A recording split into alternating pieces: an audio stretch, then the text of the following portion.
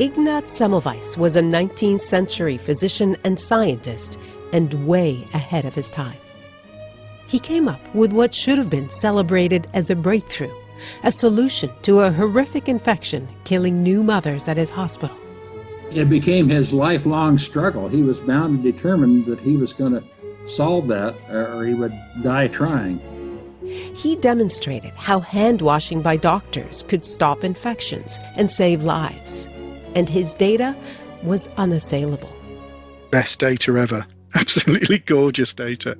It just looks great. You can't argue with it.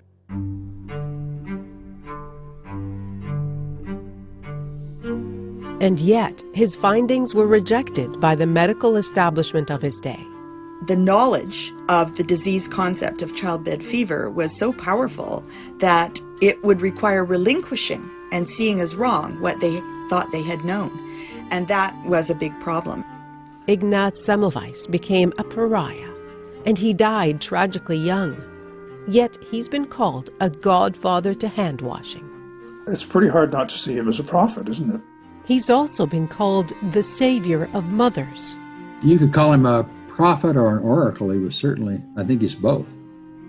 We're calling this episode The Dirt on Hand Washing, the legacy of Dr. Semmelweis.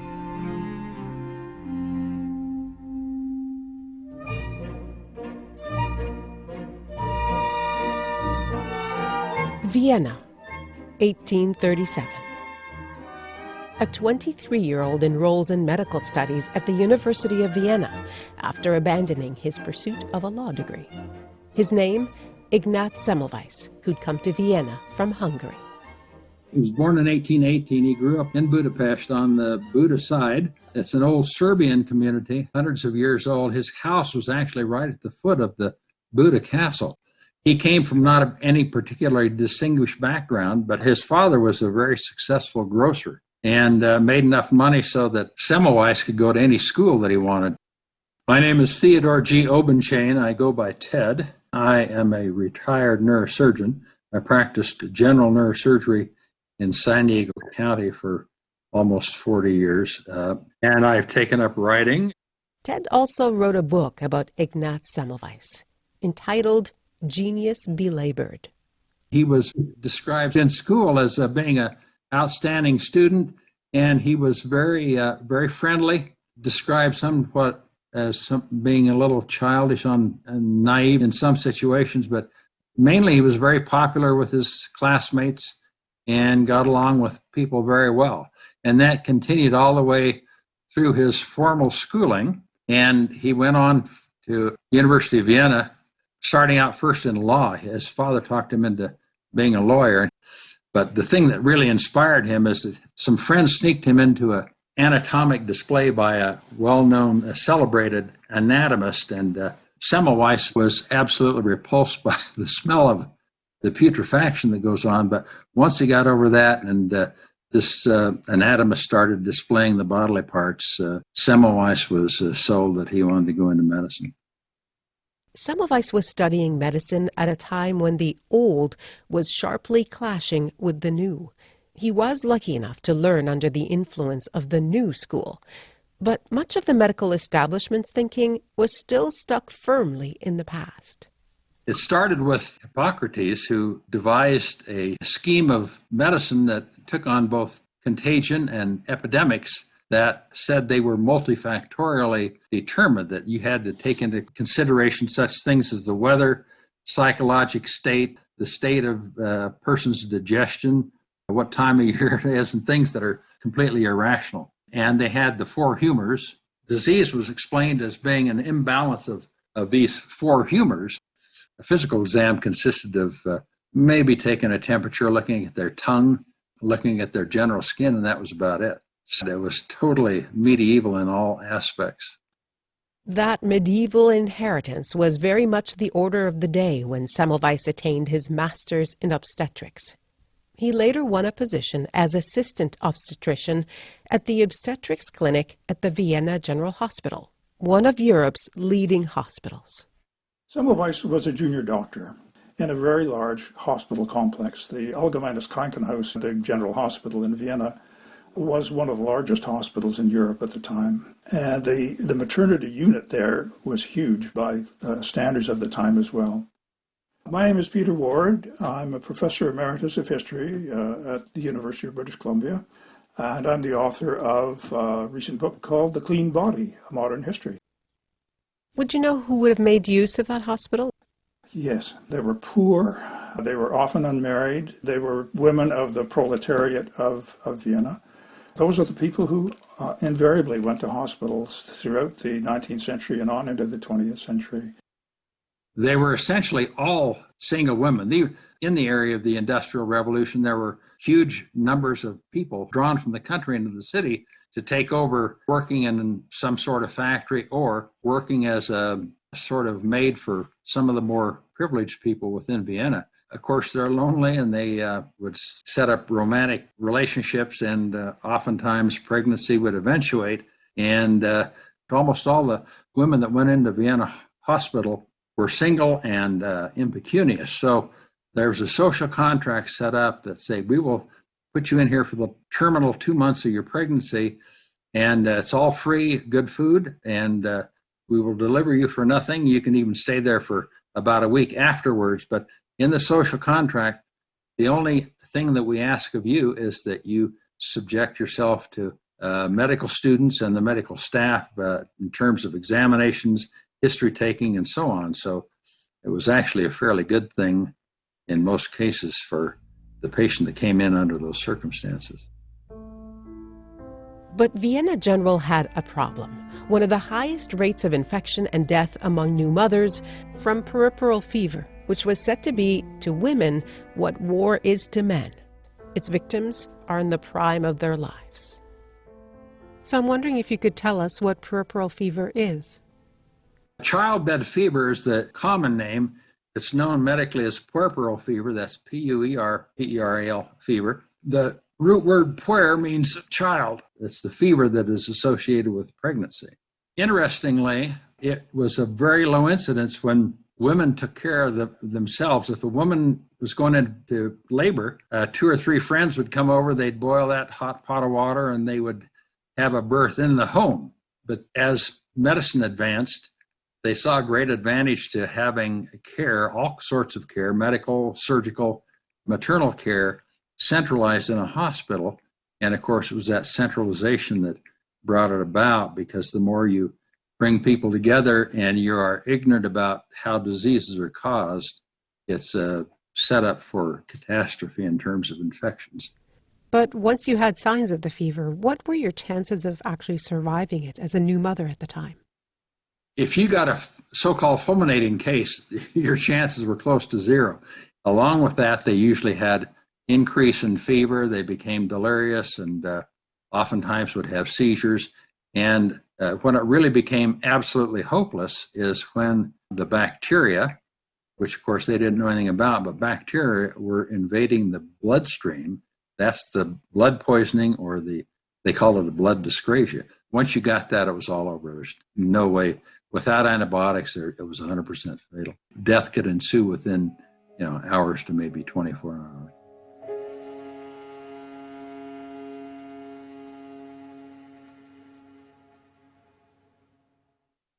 Semmelweis took interest during an unpaid stint at the clinic while he waited for his turn to become assistant. And that is when his medical obsession began.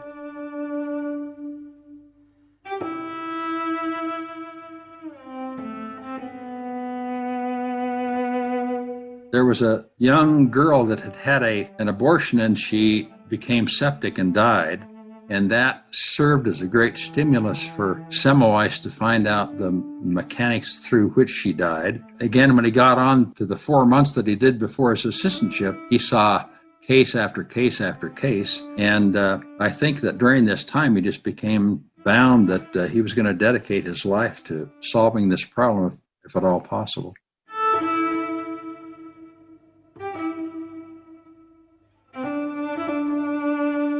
By that time, it was such a prevalent thing, the average physician working there just kind of resignedly passed this off. That's just the way it is, and don't worry about it. But Semmelweis was different. He was stimulated to want to do something like that, and that study became actually his life activity. He was very concerned about the number of deaths of women following childbirth. I'm Jacqueline Duffin. I'm a hematologist and a historian, and I'm a professor emerita from Queen's University. At that time in Europe, the best way to get to the bottom of any new problem was to do an autopsy. And autopsies were being done for tuberculosis and even for mental illness, looking for the location of the disease. Doctors had been convinced of the organic theory of disease, that somehow, somewhere inside the body is the source of the disease. So when a woman died, having given birth, the doctors were eager to find out the cause, and they would autopsy the woman. He lived for 2 years in what would be the Latin Quarter of Vienna with his friend named Markosowski, which he called Marco. The two of them had a great time. They were out partying at night, and for 2 years, he didn't have any clinical responsibilities, so he studied puerperal fever, all the various theories and so on, and he started dissecting every female that died on the obstetrical service. When he got through with that and started his assistantship in 1846, he knew way more about puerperal fever than any other fellow resident or even than any of the staff people. And he was considered ungovernable because he knew so much and he had absolutely zero tact. He was tone deaf when it came to being diplomatic about how you treat your medical superiors and so on. And that got him in trouble very early with what was ultimately his nemesis. That's a fellow named Johann Klein, who was the department head of OB at Vienna General Hospital. So Semmelweis was tactless and known for his most explosive indignation and sarcastic contempt for fools. He even contradicted his old-school superior in public. Semmelweis had just started as an assistant in 1846, and the infection rate was so high that the ministerial commission came in and started querying Klein as to why his rate was so high. And Klein said, well, it's essentially contaminated walls from having all the deliveries and so on that we do, and that's the reason for it. And Semmelweis overheard that nearby and confronted his own chief right there in front of the people that were doing the review and say, well, there's hospitals with contaminated walls all over Europe, and none of them have the high rate of infection that we happen to have here. That can't be the cause of it. And of course, Klein could do nothing in front of the people, so he just more or less bit his tongue, but that was the start of some simmering resentment between Johann Klein and his resident Semmelweis. Semmelweis was seized by the mystery of why more women died of puerperal fever in the first division, which he headed and was staffed by doctors, than in the second division, staffed by midwives. In the hospital where Semmelweis worked, there were two wings, basically, or two schools, and one was training doctors and the other was training midwives. And the women only worked in that unit because they didn't have general medical responsibilities. They were there only to deliver children and to support women in childbirth. The physicians had many activities. And of course, the hospital was involved in the training of physicians as well, all of whom were men. And gynecology and obstetrics were part of the training process so that the medical students would also pass through these environments. In one 5-year period, Semmelweis found that in the division where doctors trained, the mortality rate was triple that of the midwives division, most of it due to childbed fever. And this was a problem that bothered him because the prevailing theory at the time for the cause of childbed fever was miasma. Now, miasma is like an atmosphere. You mustn't think of it as a cloud of germs because they didn't have germ theory, but it was an atmosphere. It was a prevailing sort of temperature or a climate that would come along and cause the fever. But Semmelweis knew, along with a lot of other people, that if it was the atmosphere, there should be no difference in the mortality rate between the doctor's service and the midwife service. He was aware of the difference in mortality. In fact, everybody was aware of the difference in mortality, even the ordinary citizens. And women would avoid trying to be admitted to the doctor's side of the hospital. They wanted to be admitted to the midwife side of the hospital. And some of them would, as he said, give birth in the street to avoid getting admitted on the day that the doctors were taking patients. They used to alternate. Doctors took patients one day, midwives the next. And if they happened to go into labor on a doctor day, they wouldn't go to the hospital. And this bothered him too. And I think these things were flagrant to him when he arrived there.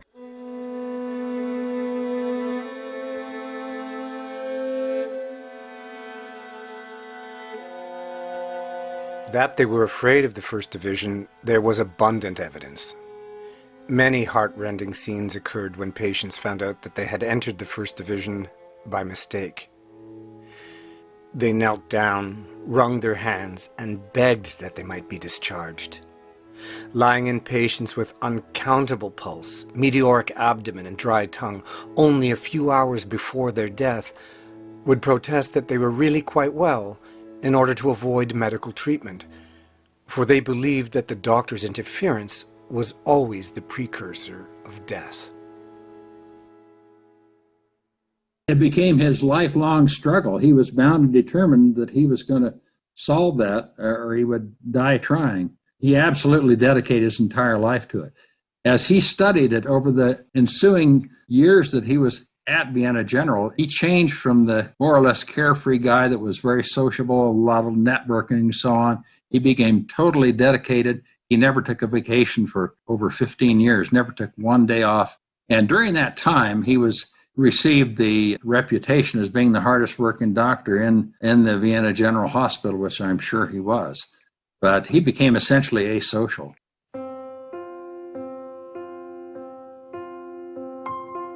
There were several theories to account for the differences in the two divisions. Could it be rough handling by the doctors in training? Maybe it was psychological, the dread of Division I's reputation as a death trap, or wounded modesty from being treated by men. Semmelweis dismissed most of these theories as absurd, but racked by guilt over the mounting number of deaths, he fell into the first of what would be many depressive episodes. A feeling of discouragement had taken possession of me. Really and truly, I would have preferred to die. The disease remains a mystery. Only the number of dead is a palpable fact.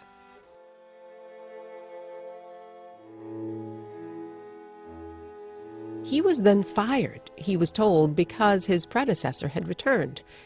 At this point, Semmelweis finally took a vacation. A month later, he was invited back to his old job, and he returned to terrible news.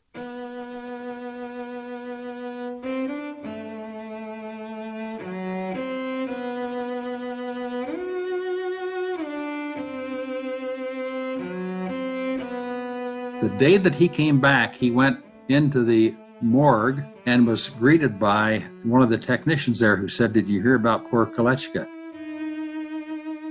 Jacob Kolechka was a professor of forensic medicine and a friend of Semmelweis, who also had extensive experience in performing autopsies. Kolechka had died. And Kolechka was a pathologist and had done an autopsy on a woman who had died in childbed fever, and he'd done the autopsy in good faith with a student to try to uncover the seat of the disease, where was it and what had happened. Kolechka had been doing an autopsy, and a medical student accidentally cut him on his index finger with an autopsy knife. It said that it was the medical student whose scalpel slipped and stabbed his finger. Kolechka did all right for about 24 hours. Then he became very, very ill. He started getting blackness in his finger, and over another 24 hours, he got red streaking all the way up his arm. And then he started developing high fevers, confusion, delirium, and was developing pustules through major area of his body. And then he lost consciousness, developed a big abscess behind his left eye that made it protrude. He had sepsis, and he died. This particular problem for pathologists was not unknown. There were many pathologists who had died of accidental finger sticks before. So people knew that this could happen. But what was striking to Semmelweis, and this I think is the moment that really had the scales fall from his eyes, is that Kolechka, who had not had a baby, died of childbed fever. And this is what Semmelweis recognized. Kolechka was an analogy for the woman that dies with childbed fever. The only difference is Kolechka had an entry spot in his index finger where some sort of contaminant got in. So the same fever that was killing the women in the doctor's ward. Right. So Semmelweis then realized that it wasn't the fact of having had a baby, and it wasn't the miasma. It was what he thought of as cadaveric material, or decaying organic material. That was his theory of what caused it. And it was the same material that had stabbed Kolechka that was carried on the hands of the examining physicians to the next woman in labor. Semmelweis knew instantly that was his epiphany. Just to make this clear, the doctors were routinely performing autopsies, more than likely on bodies of women who died from childbed fever, and then delivering babies without washing their hands.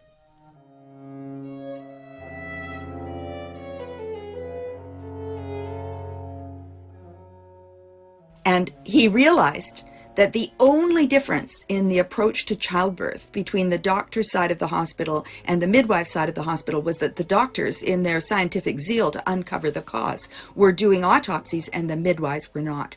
And that was the only difference. And he too did that himself. Yes, he was doing autopsies himself. And he states that he suddenly was aware that he may have been responsible for the deaths of many of his patients.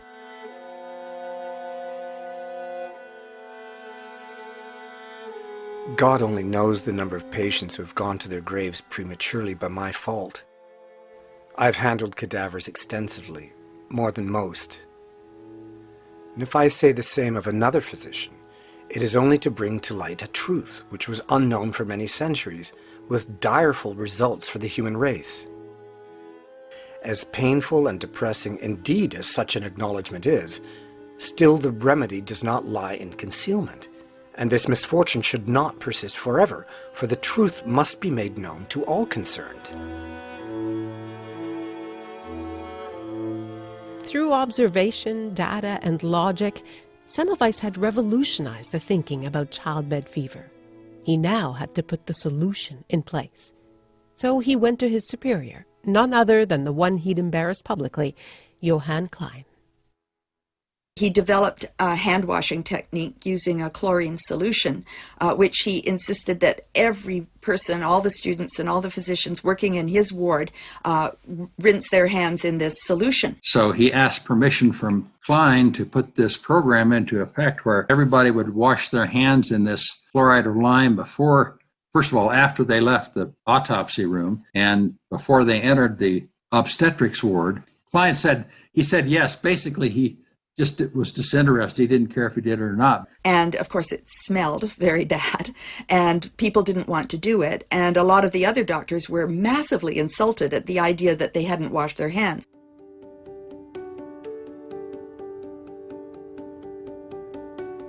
Once he instituted the hand-washing policy, the mortality rate in his ward plummeted.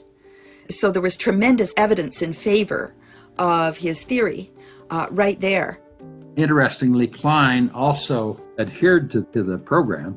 Their infection rate, this was about May of 1847, the infection rates went from like 18% to 12% to, it came progressively down to like 2%, and in August of that year, they had no infections at all. Semmelweis was very excited about that, of course stimulated, but he explained it all to Klein, and it's like he couldn't have cared less. Whenever he discovered an outbreak of a case, he usually was able to track down a guilty party, somebody who felt themselves above this hand washing and wouldn't do it. And each breach would lead to a woman falling ill. So he had very solid evidence that his theory worked and that his solution for dealing with it was the right one. But it didn't stand him in good stead with the bosses, and when his contract expired, he applied for extension on his contract, but the boss chose someone else, and he eventually went back to Hungary and was working in a smaller hospital in Hungary where there was a terrible mortality rate, and after he'd been there for a short while, he was able to turn that around as well.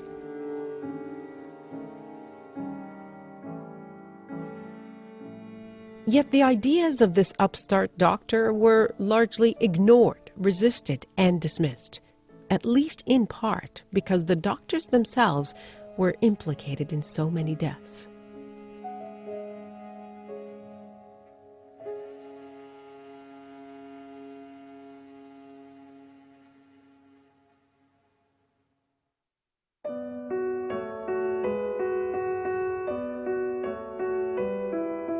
You're listening to Ideas and to an episode called The Dirt on Hand Washing, The Legacy of Dr. Semmelweis on CBC Radio 1 in Canada, across North America on SiriusXM, in Australia on RN, and around the world at cbc.ca/ideas. You can also find us on the CBC Listen app and wherever you get your podcasts. I'm Nala Ayed.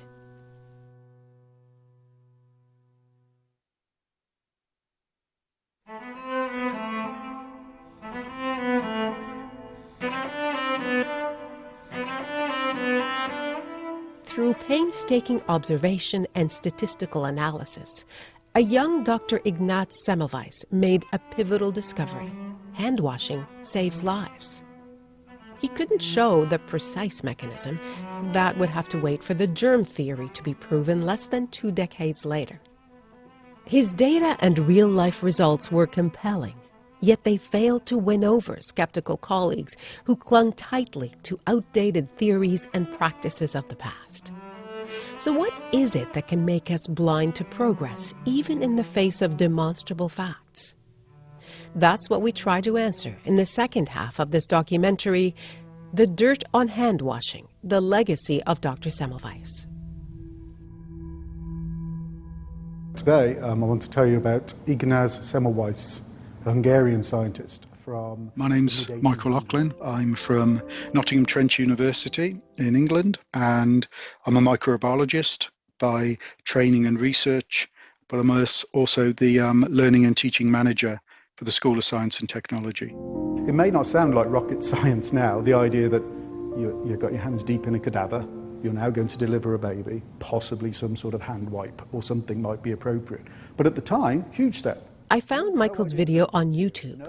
It's called Ignaz Semmelweis, My Favorite Scientist. You can find it on our website, cbc.ca/ideas. I asked him, why Semmelweis? So at the start of the semester, we look briefly at the history of microbiology, which, to be fair, is largely talking about dead, white, bearded Europeans. So at the end of it, I always put up a slide being a little bit more diverse about where science is now. We go through it pretty much sort of from maybe the 1600s onwards, just picking on human stories. And one of the most human stories that we have is Semmelweis, because unlike many of the others, he didn't win, he didn't get acclaim, people didn't necessarily believe him. Michael loves showing the meticulous data and some of the 64 tables Semmelweis produced to his students.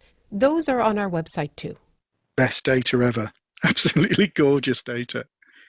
It just looks great. You can't argue with it. It's a graph where you have the mortality rate. So if you imagine a standard graph, you've got partway, maybe 2/3 of the way up, you've got a line going by month. And then once you get to the point at which hand washing was brought down, it plummets.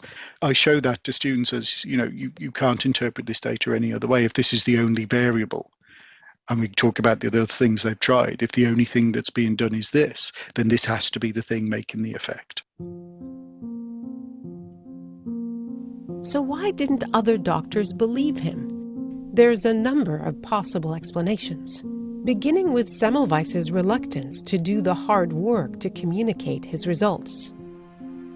I think it highlights to students that you can have the best data in the world, but you need to convince other people to use it.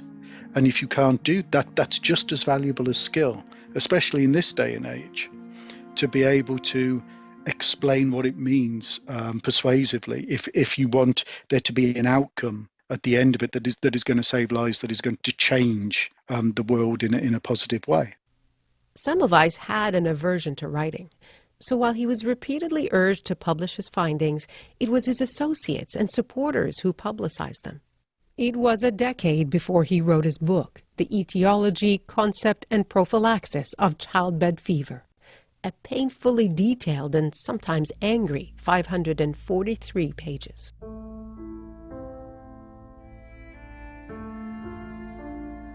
I am constrained to come before the public once more, since my silence has been futile, and despite the many bitter hours which I have suffered. Yet I find solace in the consciousness of having proposed only conclusions based upon my own convictions.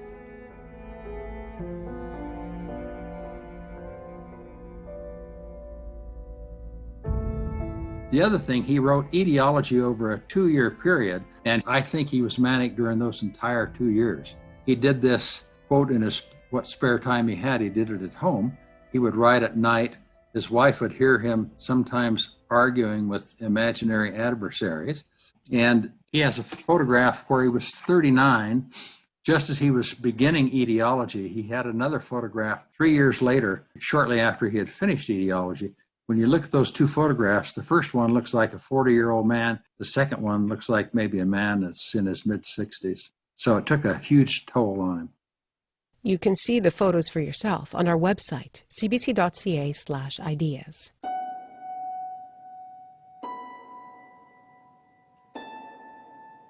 It didn't help that in 19th century Europe, the connection between health and cleanliness, the one that Ignaz Semmelweis was trying to make clear, still lagged far behind our understanding today.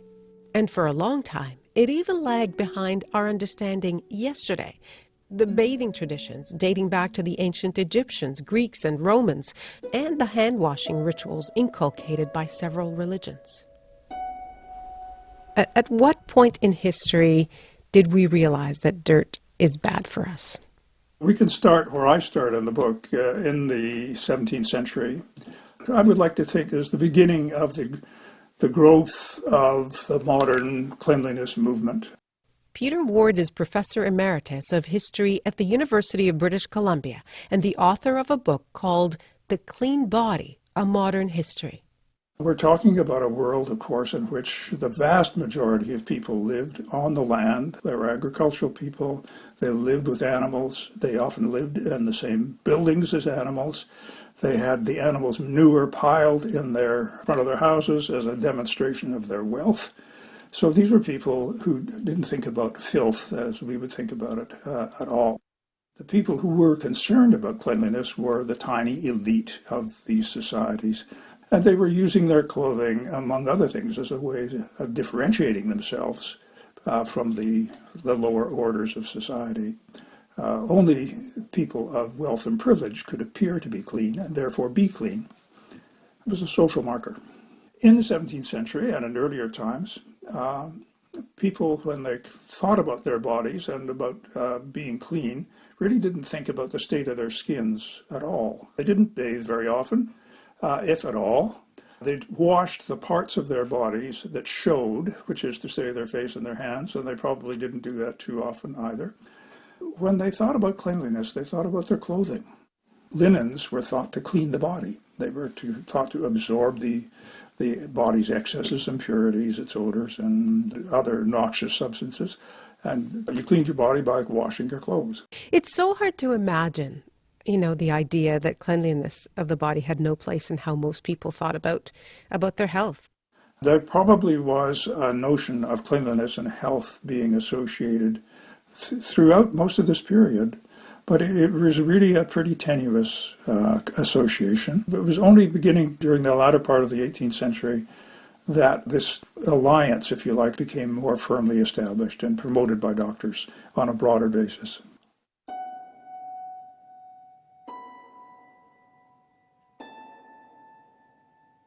So that's one problem. Semmelweis's biggest obstacle? His own profession. Number one, it's the groupthink. Retired surgeon and medical historian Ted Obenchain. And there's also a very strict hierarchical order in medicine. If your chief tells you one thing and you're not all that motivated with independence of thought in challenging what he says, you're going to swallow it. It's almost unbelievable that other disciplines, other sciences could develop pretty much along the age of reason, but medicine failed to develop. You know, they used bloodletting all the way up into about 1870, 1880s. Half the time it killed the patient instead of supposedly making them better. I think part of it is laziness. He was caught up in the old medieval scheme of medical diagnostics. Of all the specialties, medicine is probably the worst in terms of never really coming to grips with the fact that they were stuck in antiquated times. They had medieval theories that lasted clear up into the 1870s and 80s. Almost every other discipline, whether it's geology or chemistry or whatever, got out of the medieval times either sometime in the late 1600s or by mid-1700s. Medicine sadly went on for another 100 years after that. He produces what appears to be an impeccable set of scientific data that show like a direct correlation based on empirical, first-hand observation. How is it that it is rejected? Why is it rejected despite such compelling evidence? This leads us into the concept of an epistemological obstacle. Dr. Jacqueline Duffin is a historian and a physician until she retired a couple of years ago. Doctors aren't just oppositional by definition. I'm going to oppose this because it's new.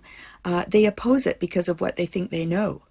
And the knowledge of the disease concept of childbed fever was so powerful that it would require relinquishing and seeing as wrong what they thought they had known.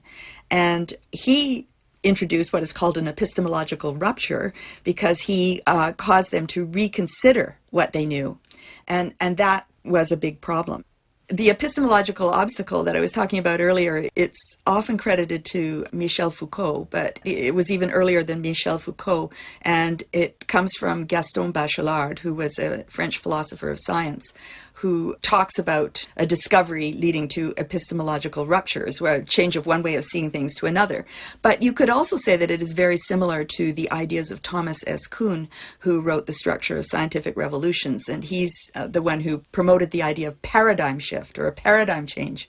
Even that has earlier antecedents in a Polish scientist named Ludwig Fleck, who wrote a book in the 1930s that wasn't appreciated in English until the late 1970s. And his book was called The Genesis and Development of a Scientific Fact.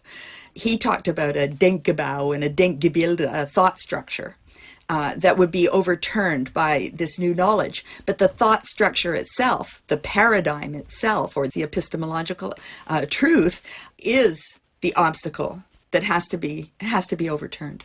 So how is that different than the idea of belief perseverance?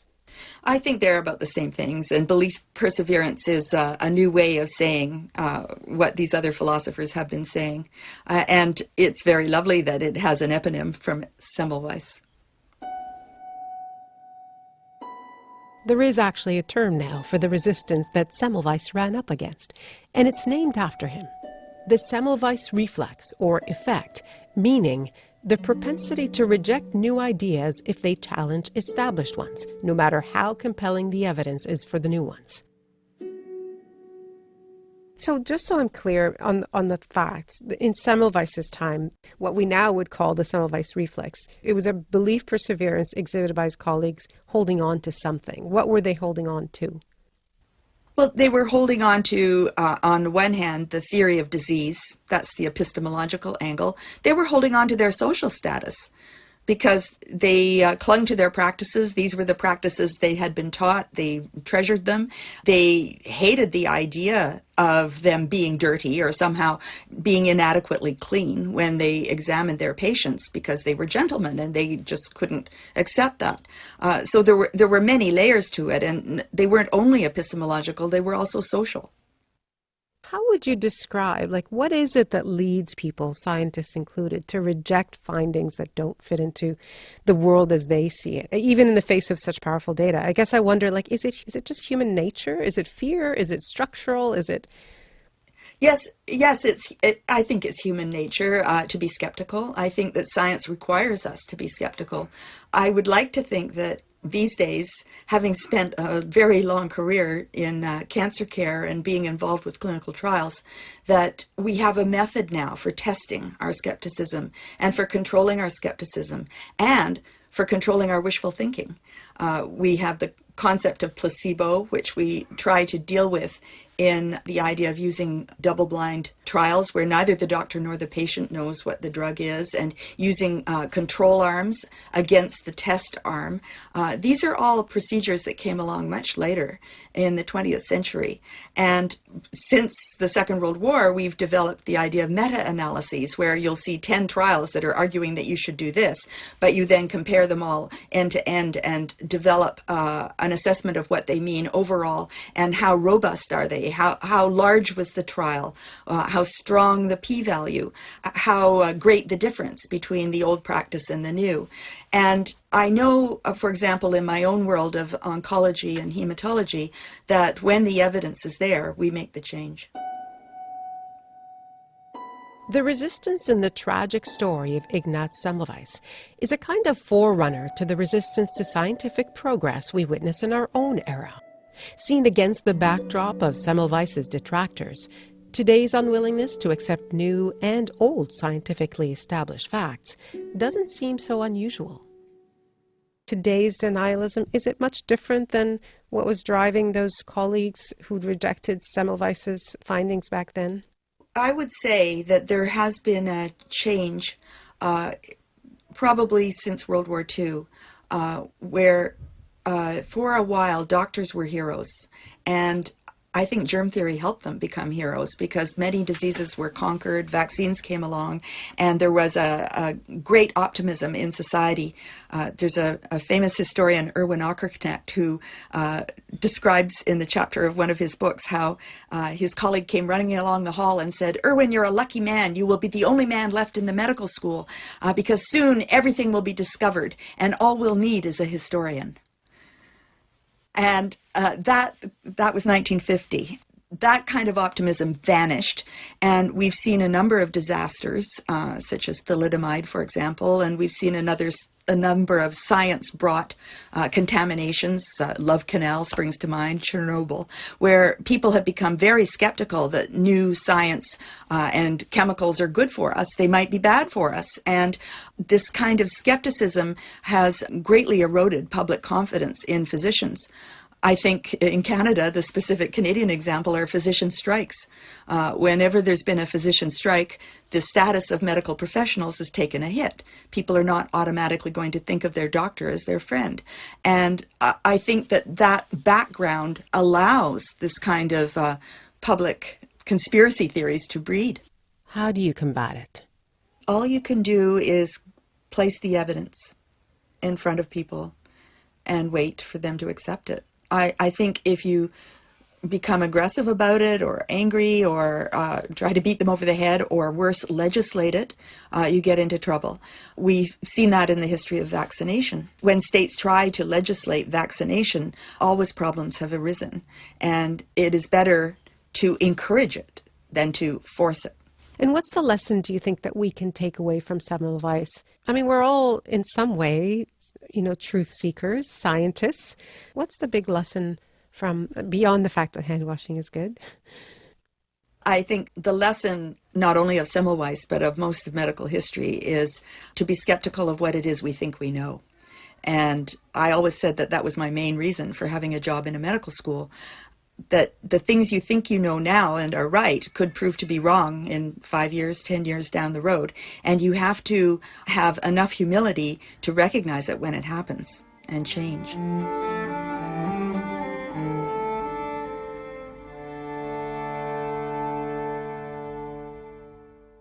That kind of change became possible only when germ theory was finally proven, when scientists like Robert Koch and Louis Pasteur delivered what Semmelweis couldn't: physical proof of the existence of microorganisms and the means to combat them. And it took much longer, well into the 1980s, for public health officials to recommend hand washing as a way to fight disease. Peter Ward. In the period from Pasteur onward, the public health movement began to focus much more extensively on the cleanliness of bodies, on bathing, on washing, on clean clothing, and so on. It's really at that point that the whole individualization of public health advice began to take deeper root. And it became embedded not only in public health activities, but also in the public school curriculums of countries of the Western world, in the youth movements that proliferated from the late 19th century onward. The Boy Scout movement, just to choose one example, places very, very heavy emphasis on personal hygiene, on washing, hand washing in particular. So it's at that point in time that we begin to see the concern for the human body and its cleanliness, the enormous push to encourage people to change their habits and develop the habits of cleanliness. Now we're going to properly show you guys how to wash your hands while saying the Scout Oath and Law. On my honor, I will do my best to do my duty, to God and my country, to obey the Scout law, to help other people at all times, to keep myself physically strong, Mentally awake and morally straight. A Scout is Trustworthy, loyal, helpful, friendly, courteous, kind, obedient, cheerful.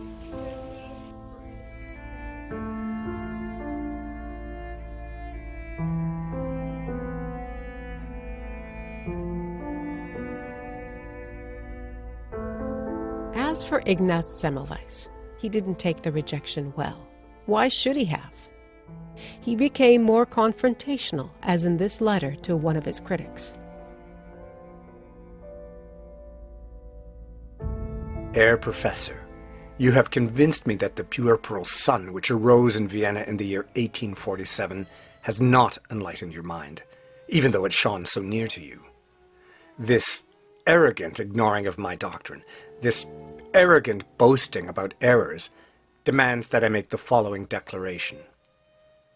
Within myself, I bear the knowledge that since the year 1847, thousands and thousands of women and infants who have died would not have died had I not kept silent, instead of providing the necessary correction to every error which has been spread about the fever. The murder must cease, and in order that the murder ceases, I will keep watch. Anyone who dares to propagate dangerous errors about the childbed fever will find in me an eager adversary.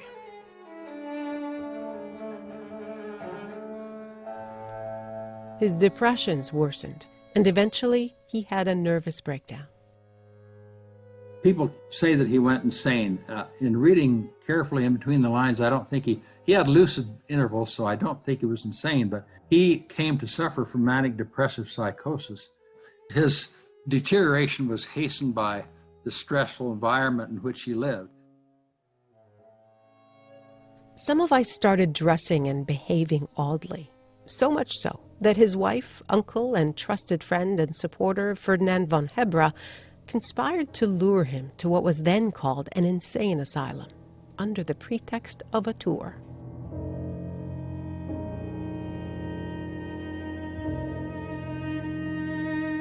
He's talking excitedly to this aide, and all of a sudden, out of the corner of his eye, he notices that both Hebra and the uncle are leaving the room, and he tries to make a dash to join Hebra, and he's attacked by like 3 or 4 different aides who put him in a straitjacket.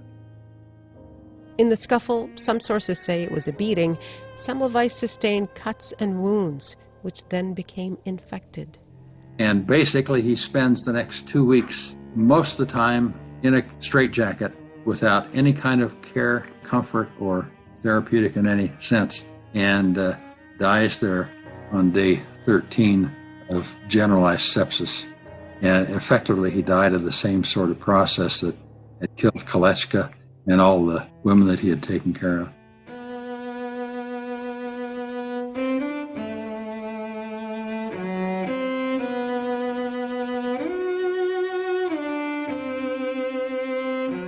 Ignaz Semmelweis, the tortured godfather of hand-washing, died on August 13, 1865. He was 47.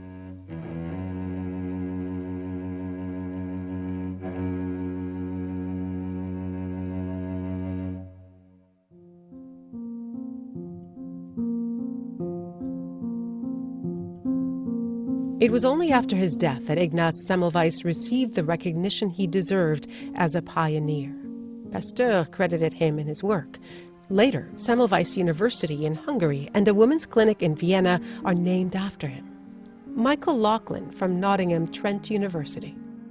I think he's an absolute folk hero in his home country. And I think he's maybe the first point of call for a lot of people when they're looking at the history of this, when they're beginning to realise what people knew and when, and how many people like Semmelweis, like Lister, Louis Pasteur, Robert Koch, everybody in that era, how much they were doing without actually ever knowing that they were right, by making differences that save people's lives, going on purely the very early epidemiological evidence. People like that who never really got to see what this organism was, but went on epidemiological data and logic to be able to make that difference. And I think the importance of Semmelweis is that it didn't work out. I once did a survey at Queen's on who's your favorite person in medical history, and Semmelweis came up number one because he did a careful study that required nothing particularly technical but observation, careful counting. He approached it with humility. He was prepared to see that what he was doing as a physician might actually be causing harm. That's a hard thing for doctors to do. And he not only identified the problem, but then found a solution, literally and figuratively, to deal with it. And that's extremely admirable. But like many heroes in the past, not only the medical ones, he wasn't appreciated in his own time. And I do believe that the later appreciation of Semmelweis added to the romance of his discovery. This simple act is having a renaissance at a time of growing denialism and conspiratorial theorizing. 130 years since Ignaz Semmelweis had his original epiphany. It's pretty hard not to see him as a prophet, isn't it? You could call him a prophet or an oracle. He was certainly, I think he's both. I would say as a historian, I live with the ghosts of the past at all times, and I don't think I ever used my stethoscope on a patient that I didn't think of the fellow who invented it. And I enjoy very much, in fact, that hand washing is still being appreciated and being reappreciated for its importance. And he must feel somehow, if he's still out there, somewhat vindicated.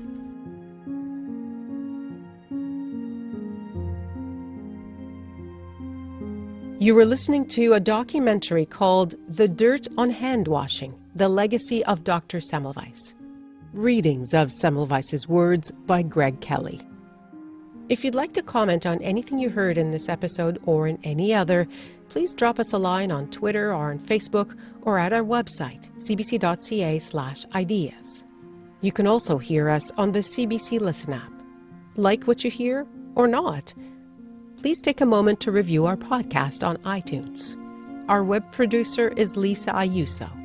Technical production, Danielle Duval and Austin Pomeroy. Our senior producer is Nicola Lukšić. The executive producer of Ideas is Greg Kelly, and I'm Nala Ayed. One more thing. How many times have you washed your hands today?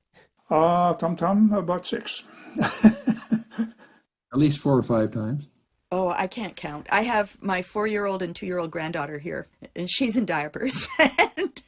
and we've got a house rule that every time we go outside, we have to wash our hands when we come in. So, I don't know, 10, 20? Not 20, 10 probably.